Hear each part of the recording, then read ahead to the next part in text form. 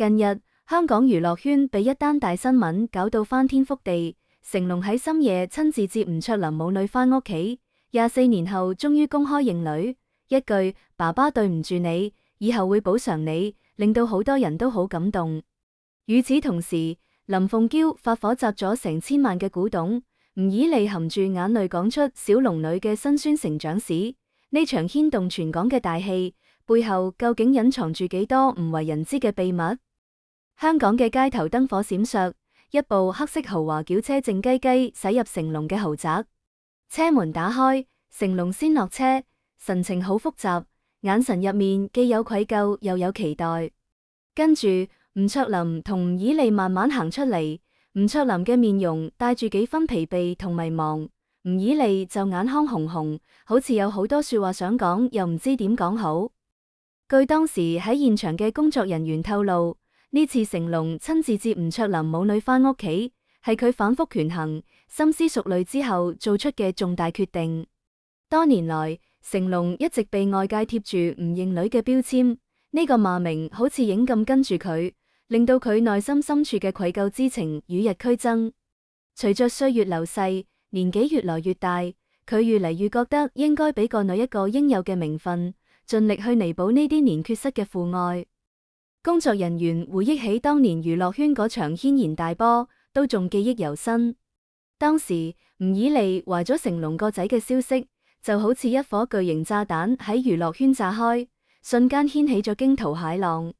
嗰陣時嘅成龍已經係家喻戶曉嘅國際功夫巨星，家庭美滿，屋企唔只有溫柔賢惠嘅老婆林鳳嬌，仲有可愛嘅仔仔房祖名。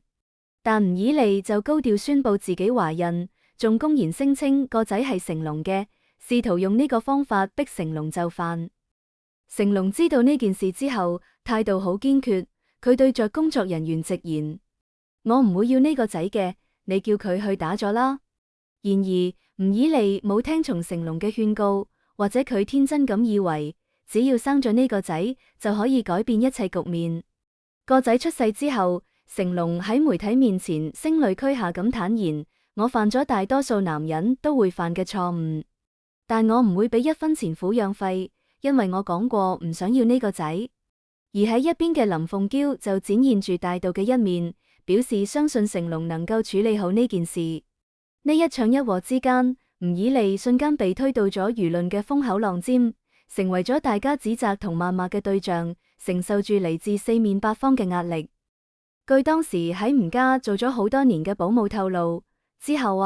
吳綺莉就帶住個女吳卓琳遠走上海，去投奔佢阿媽鄭黎明。但嗰個鄭黎明早年離婚，受咗刺激，心理上出咗問題，對吳綺莉嘅控制欲強到嚇死人。呢種狀態慢慢都影響到吳綺莉，佢整個人變得好偏激刻薄，對待個女吳卓琳就好似非打即罵，個仔身上經常都係青一塊紫一塊嘅。一位曾經同吳卓琳同教嘅工作人員都回憶講，吳卓琳呢個仔童年真係好苦，喺學校入面因為私生女呢個身份，成日俾同學欺凌。佢後來回憶學生時代嘅時候，同我哋講，嗰啲同學都覺得佢係成龍嘅私生女，就對佢拳打腳踢，就算老師見到都唔係好理佢，佢只可以默默忍受住。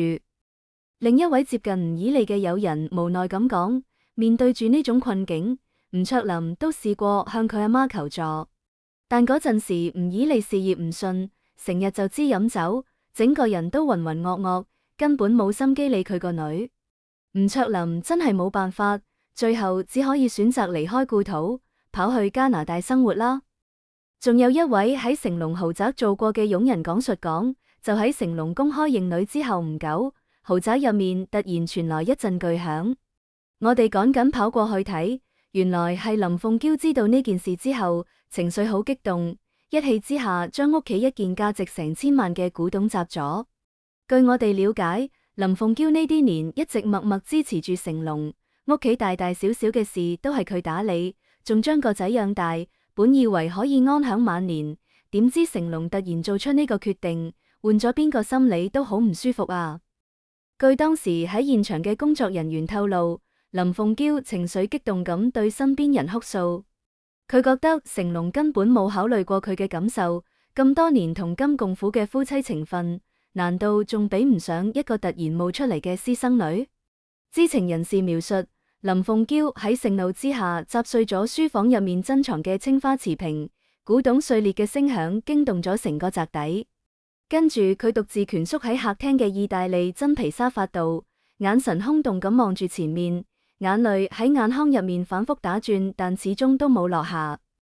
聞訊趕返嚟嘅成龍見到滿地狼藉，喺老婆身邊默默坐咗10分鐘，先輕聲開口：鳳嬌，我明白呢啲年你為呢個屋企食咗好多苦。佢手指無意識咁摩挲住沙發縫線，但嗰個仔已經15歲啦，我唔想佢繼續喺陰影入面生活。據工作人員回憶，林鳳嬌保持住呢個姿勢整整20分鐘，最後只係用沙啞嘅聲音長嘆一聲，起身嗰陣帶翻咗茶几上面嘅水晶煙灰缸。呢場風波之後3日，吳綺莉喺記者會上面首次公開露面。據現場記者轉述，佢攢住咪嘅手指關節泛白，眼淚浸濕咗3層紙巾。呢啲年帶住個女搬咗7次屋，每次俾人拍到都要躲入消防通道。講到呢度突然哽咽失聲，精心打理嘅捲髮凌亂咁貼喺淚痕斑駁嘅面上面。呢場持續20分鐘嘅發佈會，令到小龍女15年嚟嘅成長細節首次浮出水面，亦令到成龍夫婦嘅婚姻狀況再度成為輿論焦點。剛生咗卓林嗰陣，我以為我哋可以有一個新嘅開始，但冇諗到事情會變成咁樣。我一個人又要做爹又要做媽，頂住輿論嘅壓力，仲要面對各種非議。吳綺莉哽咽咁講，卓林從小就好敏感自卑，佢唔知道自己係邊個，但所有人都知道佢係邊個。我作為阿媽，睇住佢咁樣，心裏真係好難受。吳綺莉仲透露，吳卓林喺加拿大生活嗰陣，遭遇咗好多困難。佢曾經睡過橋底，靠救濟金生活，甚至仲傳出過自殺住院嘅消息。佢打電話同我講：阿媽，我好累，我唔想活啦。嗰一刻，我心都碎咗。吳綺莉淚流滿面，我只希望佢可以好好咁生活，唔好再受咁多苦啦。而對於成龍呢次嘅認女行為，吳綺莉表示：咁多年過去啦，我都睇開啦，只要卓林可以好，我咩都唔在乎啦。佢嘅呢番話令到好多人都好感動。隨着成龍認女事件嘅發酵，佢嘅財產分配問題都成為咗外界關注嘅焦點。之前有消息稱，成龍3次更改千億遺囑，私生女吳卓林都有份。據內部人士透露，成龍嘅財產一半用來設立基金會，幫助社會上啲有需要嘅人。另外一部分等自己離開之後，除咗個仔房祖名可以每個月領取一筆錢，喺吳卓林18歲之後，將會得到一大筆撫慰金，並注明只准小龍女本人使用。呢個財產分配方案引發咗好多爭議。有人認為成龍咁樣做係為了彌補過去嘅遺憾，俾個女一個保障。亦有人質疑佢呢個舉動係為了保護自己嘅財產，避免吳綺莉從中獲利。畢竟當年吳綺莉高調宣布懷孕，試圖逼成龍就範，令到成龍好困擾。成龍肯定有自己嘅考量，佢唔想令到財產問題再次引發風波。一位娛樂圈資深人士分析講，而且佢特登喺遺產細則入面做出強調，將自己嘅部分遺產交由個女繼承，但只限個女使用。睇嚟冇打算俾吳綺莉1分錢，呢個都係對當年事情嘅一種回應。而對於呢個財產分配方案，吳卓林冇做出過多回應，佢只係表示自己唔在乎錢，只希望可以得到父親嘅認可同關愛。錢對我嚟講唔重要，我只想要一個完整嘅屋企，想要爹哋可以多陪陪我。吳卓林講。成龍深夜接吳卓林母女返屋企並公開認女嘅事件，引發咗外界嘅廣泛關注同熱議。網友們對呢件事看法唔一，有人支持成龍嘅做法，認為佢終於醒悟，俾咗個女一個名分；亦有人批評佢過於自私，只考慮自己嘅感受，冇顧及林鳳嬌同房祖名嘅想法。成龍大哥終於做咗一件正確嘅事，24年啦，個女真係太唔容易啦。希望我哋以後可以好好相處。一位網友評論講：我覺得成龍太自私啦，咁多年對個女唔聞唔問，現在突然認女，有冇考慮過林鳳嬌同房祖名嘅感受？另一位網友就持唔同意見。而娛樂圈嘅明星們對呢件事都紛紛發表咗自己嘅看法。有嘅明星表示理解成龍嘅做法，認為血濃於水，親情係無法割捨嘅。有嘅明星就認為成龍應該更加謹慎咁處理呢件事，避免俾屋企人帶來更多嘅傷害。儘管成龍已經公開認女，但呢一家人嘅未來走向仍然充滿住未知。成龍能否真正彌補呢啲年缺失嘅父愛，同個女建立起深厚嘅感情？林鳳嬌能否接受吳卓林嘅存在，同成龍繼續攜手走過餘生？吳卓林又能否適應呢個突然出現嘅屋企，同父親同繼母和諧相處？據內部人士透露，成龍目前正努力修復同個女嘅關係，佢計劃帶吳卓林參加一啲公益活動，令到佢感受到屋企嘅溫暖同社會嘅關愛。同時，佢都會盡量抽出時間陪伴個女，彌補呢啲年缺失嘅陪伴。而林鳳嬌雖然對呢件事仍有唔滿，但佢都表示會慢慢接受現實。畢竟都係一家人，我都唔想再計較咁多啦。林鳳嬌講。吳卓林就表示佢會努力適應呢個新嘅屋企環境，同父親同繼母好好相處。我希望我哋可以成為一個真正嘅屋企，互相理解，互相支持。吳卓林講。成龍深夜接吳卓林母女返屋企並公開認女嘅事件，唔只係一個屋企嘅私事，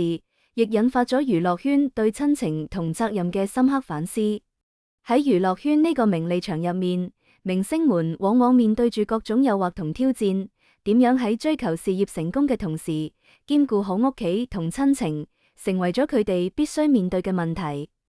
明星都係人，佢哋都有自己嘅情感同屋企。一位資深娛樂記者講：成龍嘅事件俾我哋敲響咗警鐘，無論事業幾咁成功，都唔可以忽視屋企同親情，否則最終可能會留下無法彌補嘅遺憾。同時，呢個事件都令到人睇到輿論嘅力量。當年吳綺莉因為高調宣布懷孕，試圖逼成龍就範，但冇諗到引發咗咁強烈嘅輿論反響，俾自己同個女帶來咗極大嘅傷害。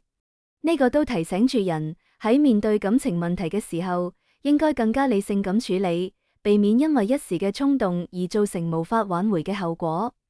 成龍深夜接吳卓林母女返屋企並公開認女嘅事件，就好似一部跌宕起伏嘅電視劇，充滿住懸念同爭議。24年嘅恩怨情仇喺呢一刻好似有咗一個階段性嘅結果，但未來嘅路仲好長，呢一家人仍然面對住好多挑戰。我哋希望成龍可以真正履行自己嘅承諾，俾個女一個溫暖嘅屋企，彌補呢啲年缺失嘅父愛。